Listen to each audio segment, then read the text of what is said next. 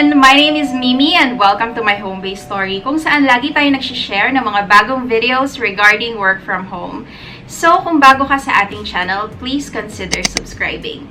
Over the past few weeks, marami tayong mga feature na transcription websites, right? And one of these transcription website is Rev.com. Si Rev, medyo higher yung pay niya compared to other sites like GoTranscript or QA World. Ang catch lang nun, medyo mahirap or challenging makapasok sa Rev.com. Kaya ngayon, meron tayong in-invite sa ating channel who has the insider information para sa atin on how you can pass or ano ba yung mga tips o dapat nyo malaman so that you can get into Rev.com. So guys, let's all welcome Joanne. Hi. I am Joanna Rose Alog.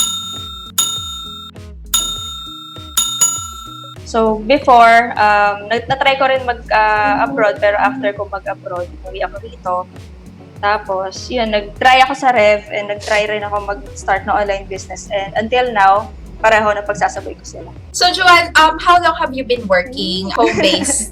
I was hired sa Rev noong June 2016. Tapos, hindi na rin ako naghanap ng ibang company. Nasa 3 years na din ako. Tell us something about Rev. Ano ba yung mga hinahanap nila? Ano yung mga requirements, kumbaga, to get into their website or to get working for them? First, wala naman kasi silang i-hire na or requirement na kailangan graduate ka ng ganitong course or experience. Wala silang requirement na experience, kahit zero experience ka, kahit anong course yung natapos mo, or kahit hindi ka nakapagtapos ng college, as long as maipasa mo yung exam nila, ma-hire ka.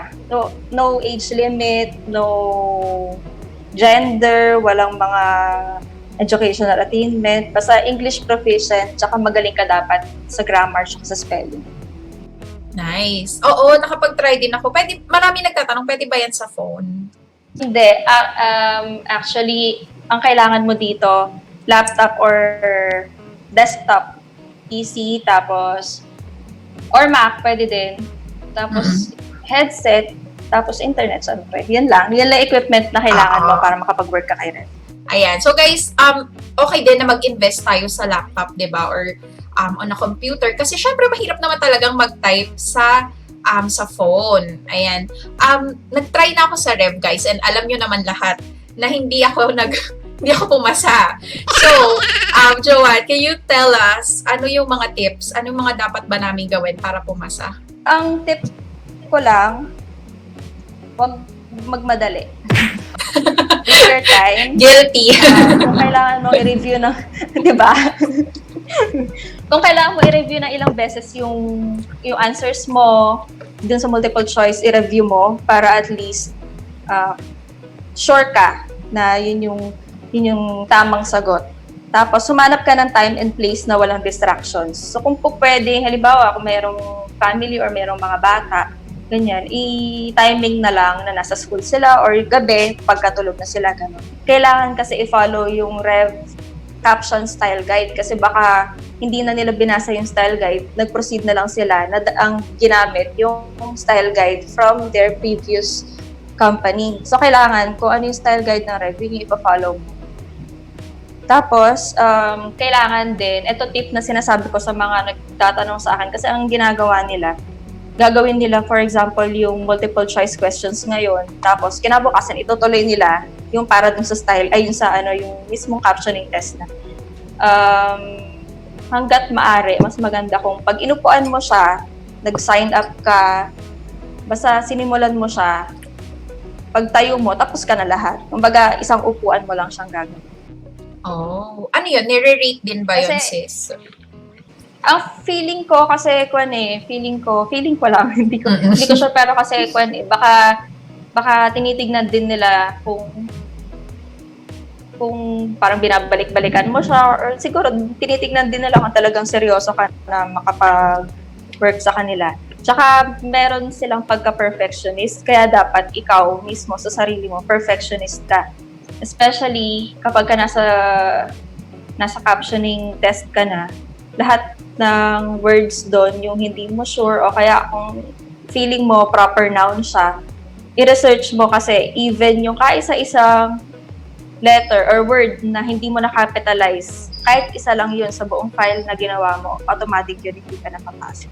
Pero ang maganda naman kasi sa Rev, once na na-hire ka, after ilang days nang activated na yung account mo. So, pwede ka nang, kahit kumbaga nasa, ano ka pala, ano ba yun yung parang nasa probationary period kapag ka nasa regular na work ka. May sweldo ka na. Yun nga lang, mas mababa siya. Yung email pala sa akin nung na-hire ako, ang sabi ng Rev, less than 25% of all applicants lang nakakapasok sa kanila. Mag-i-email sila after mga siguro, mga 5 to 10 days bago sila makapag-send ng reply if hired or not. And then once na-hire ka, paano yung process? Ano na yung next steps? Pagka natapos ka i-hire, gawa ka ng PayPal account kasi doon buwabagsak yung sweldo. Ayan. So guys, huwag kayong matakot gumawa ng PayPal account. Like I mentioned on one of the videos that we have on our channel, kahit wala kayong bank account, pwede nyo siyang i-link sa GCash nyo or sa Paymaya. So maraming options, guys. Ayan. And for Rev, Paymaya, pwede. yes, ang payout nila is talagang through PayPal. So you really have to create an account. Huwag na po kayo magtanong PayPal kung, only. oo, kung paano pag walang PayPal. Madali lang gumawa, guys. So, ayun. Marami ba silang projects?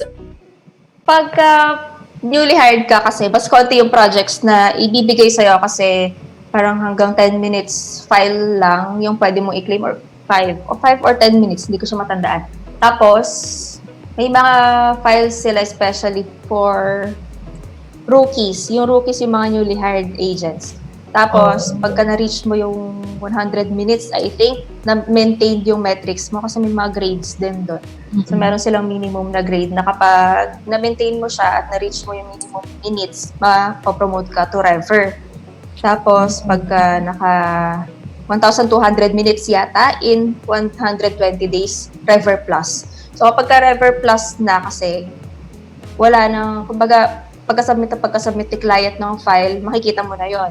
Pagka-rever ka naman, after 1.5 hours, doon mo lang makikita yung files. So, ibig sabihin, parang napagpilian na ng Rever Plus, yung mga may iwan sa'yo. Oh, okay. Tapos, kapag rookie naman, since bago ka pa lang, lahat ng files mo kailangan nilang i-check equality, EQC, equality check QA, kung pasado or hindi. Gigradean ka nila. So, parang ang limit yata no, nasa 5 or 10 minutes. Ganun. So, mas maikli. Tapos, mas mababa yung rate. Pagka rookie, nasa 40 cents per video minute. Pagka Rever and Rever Plus, nasa 57 to 75 cents per video minute. So, ito, hindi siya like sa medical transcription na per line yung bayaran. Hindi to video minute. So, halimbawa, nakakuha ka ng file na karamihan music lang or halimbawa yoga. Kasi hindi naman lagi nagsasalita yung yogi kapag nag-i-instruct siya. So, paid ka pa din kahit may 5 minutes siyang nakahiga lang or naka-position. Ganun. Talaga? So, video minute yes, oo. Kaya enjoy yung mga ganong klaseng videos. Kahit yung movies, kasi hindi naman laging may dialogue. And pagka halimbawa naman, yung file mo, meron siyang kahalong foreign language, for example, Spanish. Minsan may na-caption din ako Tagalog. Hindi mo kailangang i-translate yun, hindi mo kailangang i-type. Oh, so yung English part lang talaga. English part lang. Halimbawa, mga part-timers, around what range yung pwede nilang ma-earn? Sa pagka nag-start ka pa lang, since hindi mo pa kabisado yung style guide, maya't maya kang bumabalik dun sa style guide nila. Sabihin mo na nasa 3,000 pagka rookie ka, 3,000 pesos hanggang sa ma-promote ka. So hindi ko alam kung hanggang kailan ka ma-promote. Per week yan. So around, let's say, 2,000 to 3,000. Reach No? ka na ng Rever. 3,000, oo, mga ganon, hanggang sa makagraduate ka to Rever and Rever Plus. Ganon. So, ang ano kasi, sa akin, since ginagawa ko na lang siya part-time, ang work ko na kasi ngayon sa morning na lang. So, sabihin mo na 5 to 6 working days na lang ako per week. Nasa 5,000 minimum. Oh. Kasi binigay kong quota sa sarili ko. Kapag na-reach ko na yun, chill na lang ako. Oo. 5,000 hanggang 8,000. Per week. Medyo sinuwerte lang ako last week, naka 11K. Really? In 1 week? Ay, so guys, ayan. Oo, sis, kasi maganda yung file ko. Depende sa file mo. Kasi nakakuha ako ng parang indie movie siya. 1.5 hours with full script. Yun din ang maganda kasi sa captions. With full script, minsan i-edit mo. Kasi sa kanila, syempre, yung mga kasamahan ko sa work doon, mga Americans, ang lagi nila sinasabi, very low pay. Pero kung nasa Pilipinas ka at ginagawa mo siya part-time, kumikita ka ng 20 to 30,000 per week, ay per month, doing part-time, hindi na siya masama. Actually, nung full-time ako dito, kwento ko lang, nung full-time ako dito, kumikita ako ng 12 to 15,000 per week. Per Minsan, week? mas mataas pa. Wow! Ayan. Oo, malaki Minsan, mas siya. mataas pa. So guys, kita niyo si Joanne, she's only working part-time and she earned 11,000 in a week. Last week. Pero syempre, hindi sinasabing every week yan, guys. Depende yan sa makukuha yung file. Pero, Rev has meron silang potential to be a full-time job din. And it can really support Yes, naman. yung mga expenses nyo, di ba? Joanne, you mentioned na iba't ibang files yung mga naririnig mo. Some are movies, di ba? Sabi mo kanina, some are from yogis. So, ano yung mga usual na ma-expect namin na files sa Rev? Lectures, dahil marami na ngayon yung mga online universities. Lectures yun, madami. Tapos, movies, YouTube videos, documentaries. Yun, isa sa mga pinakagusto ko yun kasi natututo ka na, kumikita ka pa. Oo nga, totoo. Tapos movies,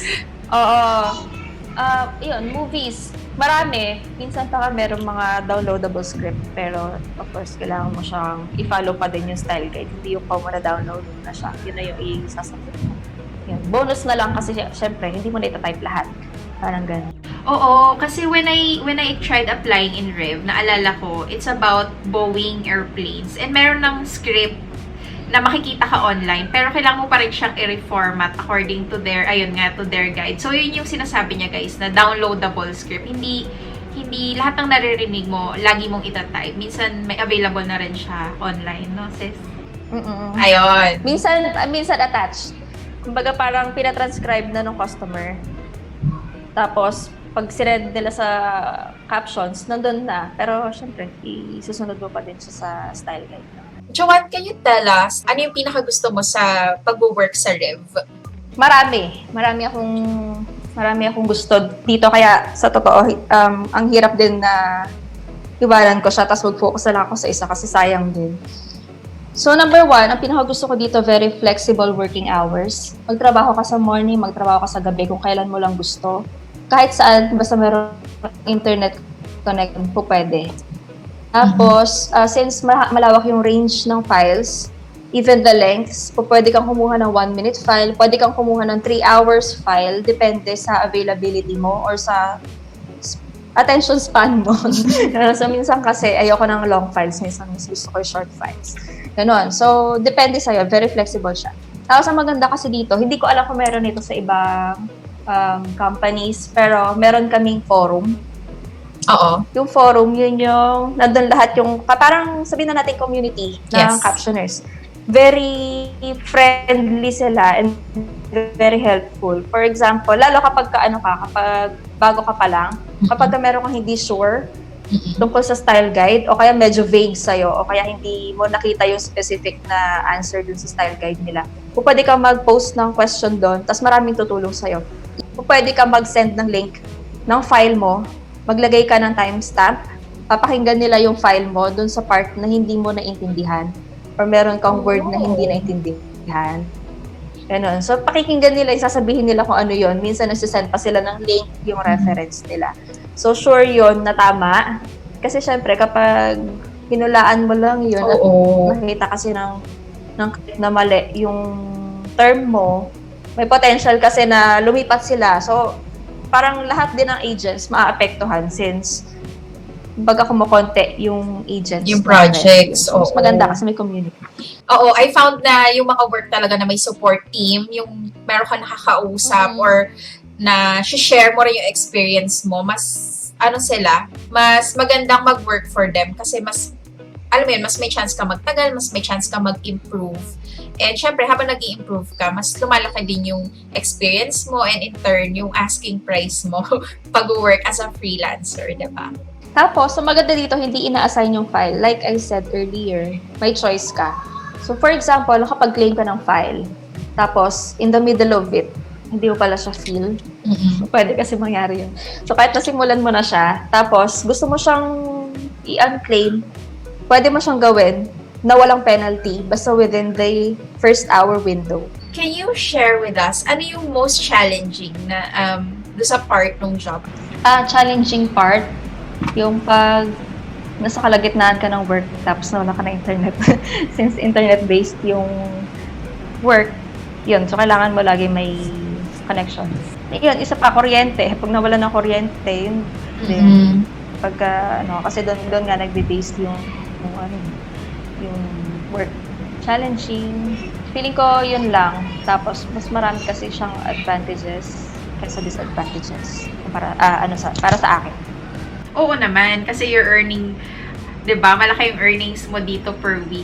So tell us, Chon, ano pa yung iba mong i-share na like kasi syempre wala naman talaga kaming like idea how it is working for Rev. So ano yung mga dapat naming malaman?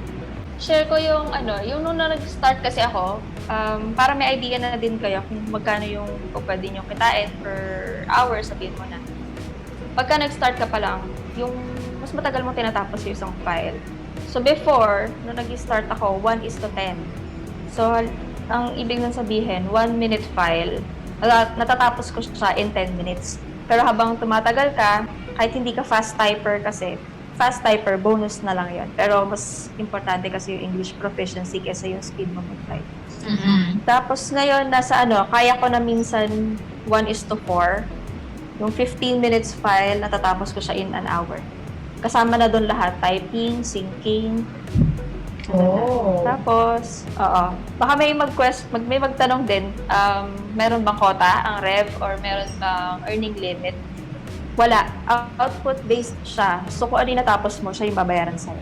Hindi mo kailangan mag-work ng, halimbawa, certain video minutes per week, ganyan, para ma-maintain mo yung account mo sa Rev. Wala silang ganon. Ang nangyari kasi niyan sa akin, since kalakasan no online business ko, hindi ko na asikaso si Rev. Merong 1 year, 9 months to 1 year na hindi ako nakapag-work. Pero nung binalikan ko yung Rev, walang nagbago. Nandun pa rin ako, hindi ako na Okay. That's good.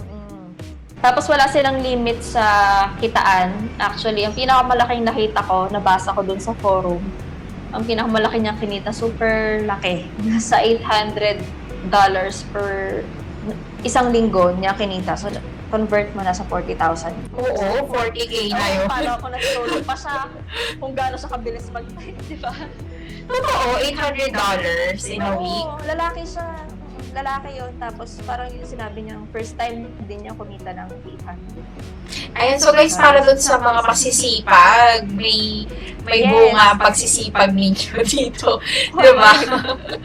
Kasi ang sipag mo dito katumbas dollars. Lalo pag mataas ang palitan, ang sarap ng work.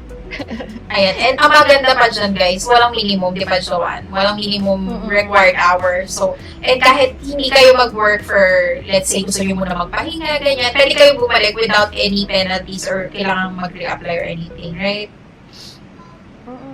Ayan. So, any last words or tips for our viewers? Huwag kayo matakot mag-try na mag-apply sa Rev, but make sure na equipped kayo syempre kailangan nyo ng laptop kasi nga hindi siya pwedeng gawin sa internet. Hindi supported yung software na ginagamit namin sa mobile. Hindi nyo pa kailangang mag-invest sa mamahaling headset, ganyan. Kahit kahit yung headset lang na free sa phone niyo. Pag nag-try kayo, huwag kayong magmadali. Take your time, review. Kung ilang beses nyo kailangan i-review yung answers niyo, gawin ninyo. Huwag niyong walang bahala yung tips na binibigay ng Rev habang nandun ka sa dash. Parang may tutorial na kasi yun, di ba? Kapag ka nag-apply ka, makikita mo na kung saan ginagawa yung captions. Mag-research kayo, mag-open kayo ng tab or window na nandun yung research ninyo. Kailangan perfect. Kasi mas maganda yung ganon kahit mas matagal mo siyang ginagawa. Ang importante kasi ayaw mo na naman mag-antay ng after 2 months. Isipin nyo, talagang one time lang yan. Kumbaga one chance lang yung binibigay ng rep sa inyo. So, kailangan, galingan nyo na. sa first na ninyo. Totoo. Ayan guys, ang dami nating info na nakuha from Joanne. So, thank you talaga, Joanna. We appreciate your being here in our channel and sharing your knowledge about Rev. Kasi marami talagang interested na kumita from transcription websites kasi pwede nga siyang part-time, full-time. Pwede mong itry muna and see if, you know, it will support your expenses, diba? Ayan, so we really wanna thank you for sharing those things with us. I'm sure maraming matutulungan yung mga information na provide mo sa ating mga viewers. Ayan. Thank you din. Thank you din kasi nabigyan ako ng chance na ma-share. Kasi marami na din nagtatanong sa akin tungkol sa rep. Eventually, habang nagtatagal kayo sa platform nila, syempre, yung skills nyo nag-upgrade din. Sa una lang talaga, guys, medyo challenging. Pero once naman na chinaga nyo yung style guide nila and, you know, more on researching, then you'll definitely get to the point where Joanne is now, or when she's earning as a part-timer, up to 11,000 in just a week. O, diba, guys?